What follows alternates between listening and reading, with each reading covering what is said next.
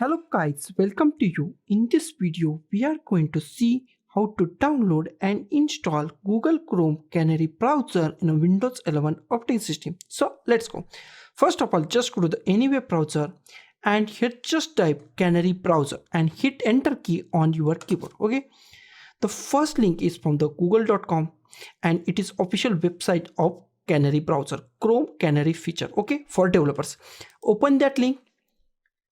And here is the Canary browser website. This browser is made for basically for the web designer. If you are a developer, then use this browser. Developer website for the next version of web. Okay, test cutting edge web platform APIs. It is made for the web browser. You can also use for the browsing, but it is very good for the web developers. Okay, so just click on download Chrome Canary. Okay.